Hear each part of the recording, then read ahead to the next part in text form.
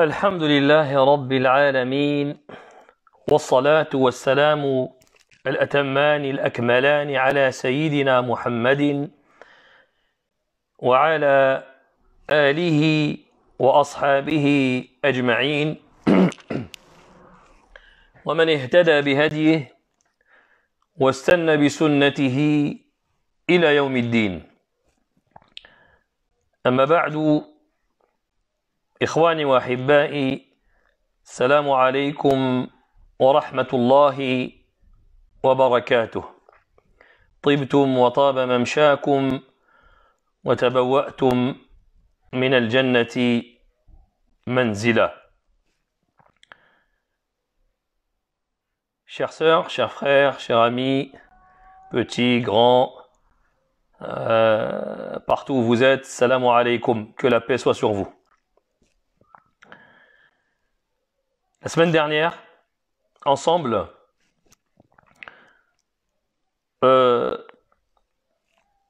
dans l'intervention qui a duré environ une vingtaine de minutes, on en a conclu que face aux épreuves, le meilleur remède, la meilleure des armes, c'est la patience. Et la patience exige quelque chose. Celle-ci exige que on se plaigne à Allah subhanahu wa ta'ala et non qu'on se plaigne d'Allah subhanahu wa ta'ala. Qu'est-ce que je veux dire par se plaindre d'Allah? Se plaindre d'Allah subhanahu wa ta'ala, c'est lorsque on se rebelle contre son décret divin. Le fait de se plaindre à la personne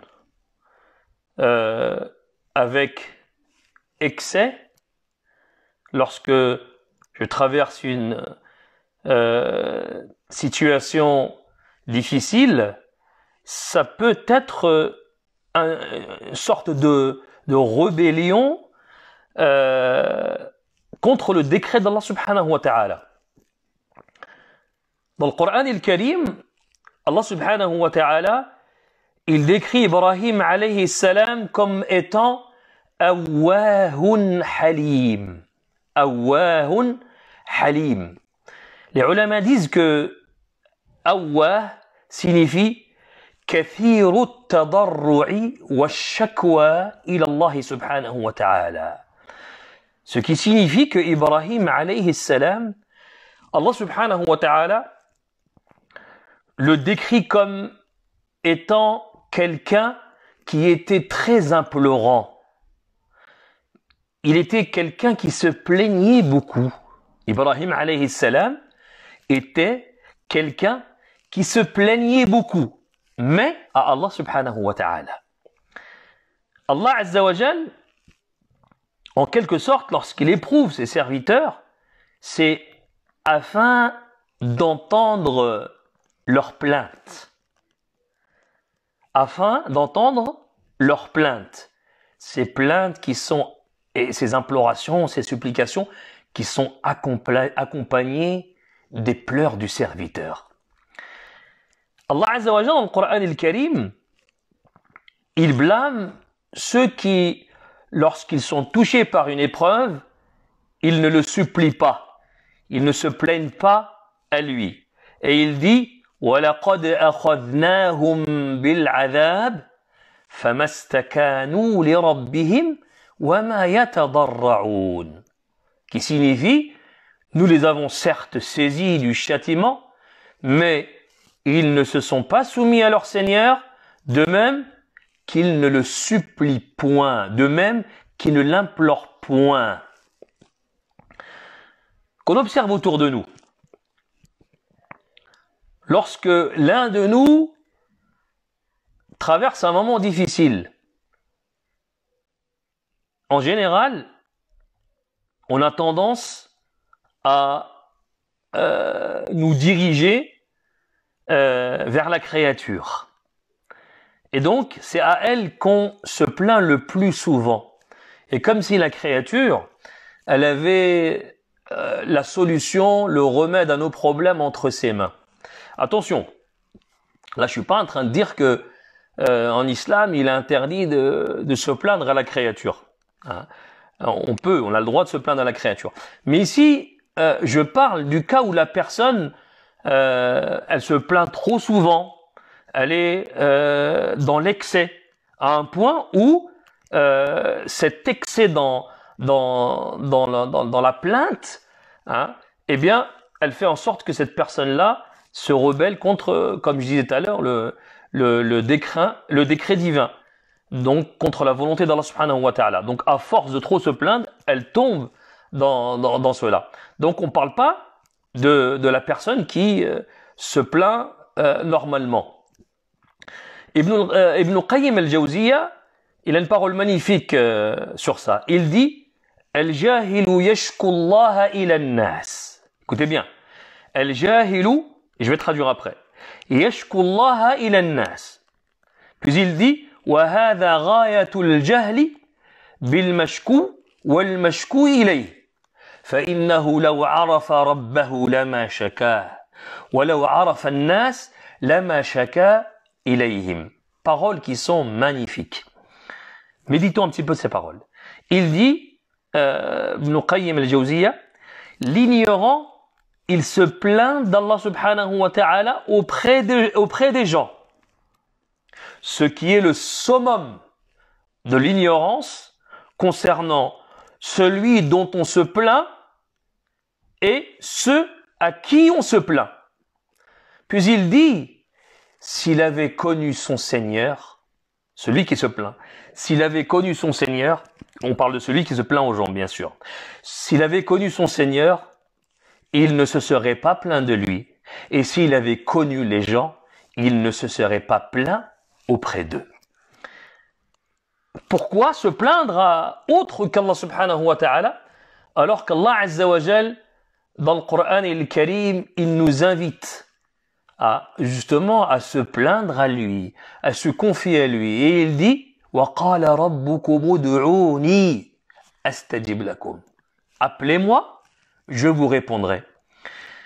Pourquoi se plaindre à autre qu'Allah subhanahu wa ta'ala, alors qu'il est celui يتنزل كل ليلة إلى سماء الدنيا حين يبقى ثلث الليل الآخر يعني من الليل يقول من يدعوني فأستجيب له من يسألني فأعطيه من يستغفرني فأغفر له.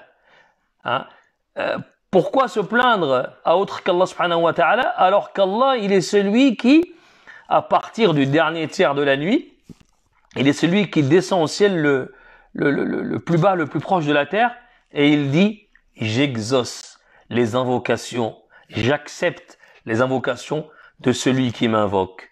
Je donne à celui qui me demande, je pardonne à celui qui me demande le pardon. Allah c'est lui-même qui se présente à nous. Allah Azza wa Jal, il te dit, est-ce que tu as un problème? Est-ce que tu as une demande? Est-ce que tu as un besoin? Tu veux te repentir?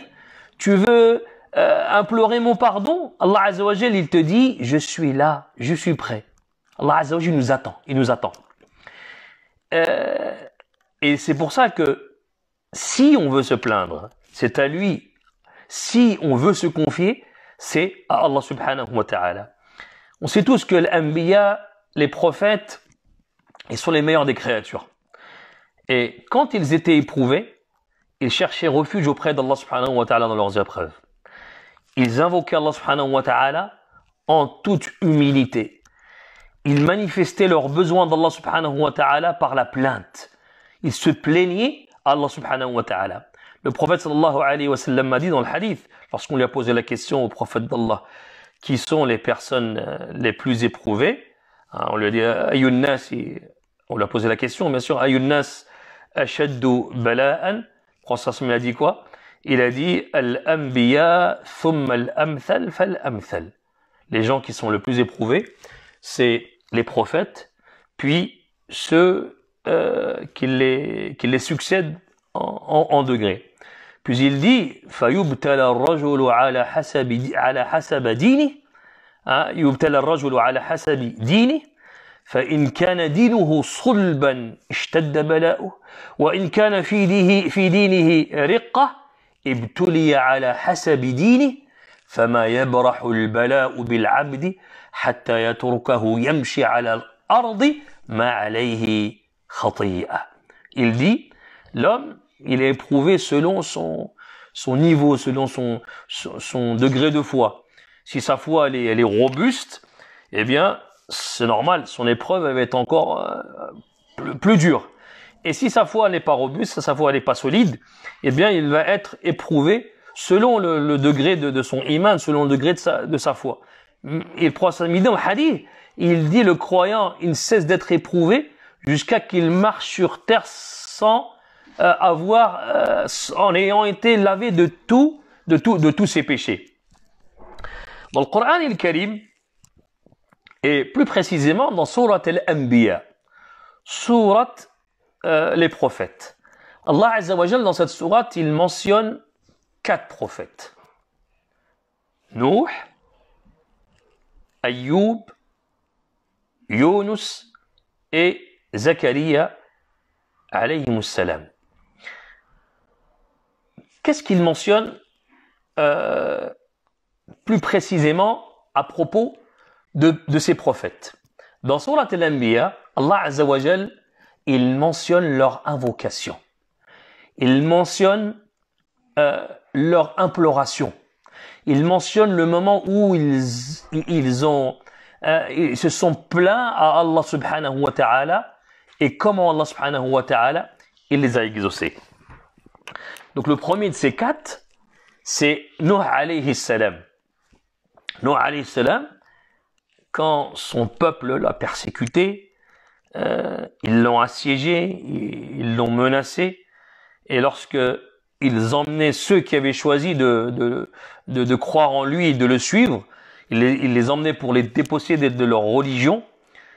Nuh alayhi salam, il s'est plaint à son Seigneur en disant, c'est un verset coranique, Fada'a rabbahu, il a dit, Anni maghloubun fantasir. Fada'a rabbahu, Anni maghloubun fantasir. Il a invoqué son Seigneur en disant, ô Seigneur, je suis vaincu, fais triompher ta cause. La réponse n'a pas tardé à arriver. Allah Azza wa Jalla a dit فَفَتَحْنَا أَبْوَابَ السَّمَاءِ بِمَاءٍ مُنْهَمِرٍ. Nous avons ouvert alors les portes du ciel avec une eau torrentielle. Allah l'a entendu. Allah lui a accordé victoire.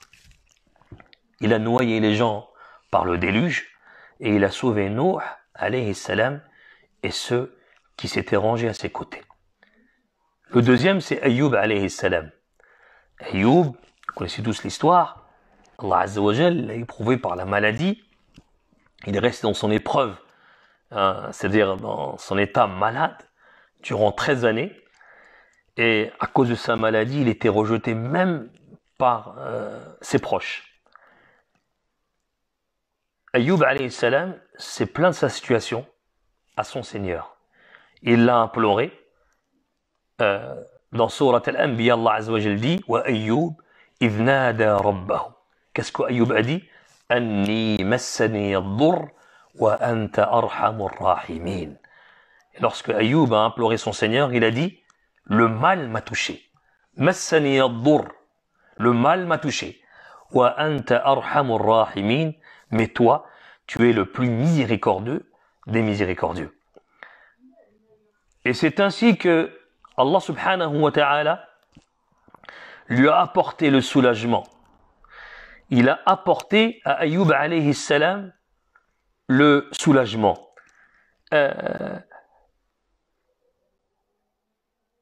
La réponse n'a pas tardé. Allah Azza wa Jal, il a entendu sa plainte et il a dit فَاسْتَجَبْنَا لَهُ فَكَشَفْنَا مَا بِهِ مِنْ ضُرٍّ وَآتَيْنَاهُ أَهْلَهُ ومثلهم معهم رحمة من عندنا وذكرى للعابدين. Allah dit, nous l'exaucâmes, enlevâmes le mal qu'il avait, lui rendîmes les siens, et autant qu'eux avec eux, par miséricorde de notre part, et en tant que rappel aux adorateurs. Le troisième, c'est Yunus alayhi salam. Yunus, prisonnier dans les ténèbres de la nuit, prisonnier dans les ténèbres de l'océan et dans les ténèbres du ventre du poisson. Il a appelé son Seigneur au fond de ces ténèbres en disant « La ilaha illa ant, subhanaka inni kuntu min al-zalimin » Pas de divinité à part toi, subhanak, gloire à toi, ou pureté à toi, j'ai été vraiment du nombre des injustes. Dans la plainte de Yunus à son Seigneur, on perçoit dans cette parole le sens de faiblesse, le sens d'indigence et de besoin d'Allah subhanahu wa ta'ala. Et c'est pourquoi, encore une fois, de plus, le résultat n'a pas tardé à arriver. Allah Azza wa Jal dit فَاسْتَجَبْنَا لَهُ وَنَجَّيْنَاهُ مِنَ الْغَمِّ وَكَذَلِكَ نُنْجِي الْمُؤْمِنِينَ. Nous l'exaucâmes et le sauvâmes de son angoisse, et c'est ainsi que nous sauvons les croyants. Et enfin, le quatrième et dernier, il s'agit de Zakaria alayhi salam. Zakaria alayhi salam, Allah subhanahu wa ta'ala l'a éprouvé, puisque son couple était atteint par la stérilité. Zakaria alayhi salam n'avait pas d'enfant, donc pas d'enfant, pas de descendance. Il voit que son âge avance, il voit qu'il s'affaiblit, et donc il va quitter ce monde, et il voit que Bani Israël a besoin d'un prophète, a besoin d'un modèle, et que lui, il va mourir. Donc son souci, c'est lequel? C'est qui va s'occuper du message après lui. Et donc, comme l'ont fait les autres prophètes, il se plaint à son Seigneur en disant « Qala Rabbi, inni wahana al-'azmu minni, washta'ala ar-ra'su shayba. Washta'ala ar-ra'su shayba. Wa lam akun bidu'aika Rabbi shaqiyya. Wa inni khiftu al-mawaliya min wara'i. Wa kanat imra'ati 'aqiran. Fahab li min ladunka waliya.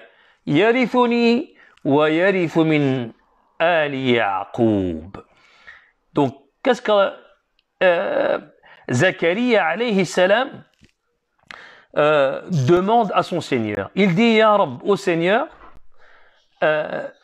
mes os sont affaiblis et ma tête s'est enflammée de cheveux blancs. J'ai vieilli. Cependant, il dit « Je n'ai jamais été malheureux, c'est-à-dire je n'ai jamais été déçu en te priant. Ô Seigneur, je crains de mes héritiers, c'est-à-dire je crains le comportement de mes héritiers après moi. Et ma propre femme est stérile, accorde-moi de ta part un descendant qui hérite de moi et qui hérite de la famille de Yaqub. »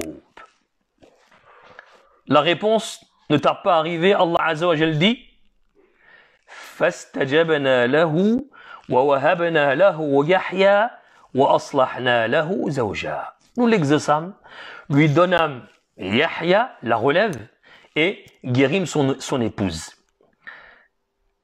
Ces quatre prophètes qui sont mentionnés dans Surat al-Anbiya, dans Surat les prophètes, ils n'ont pas cessé d'implorer Allah subhanahu wa ta'ala.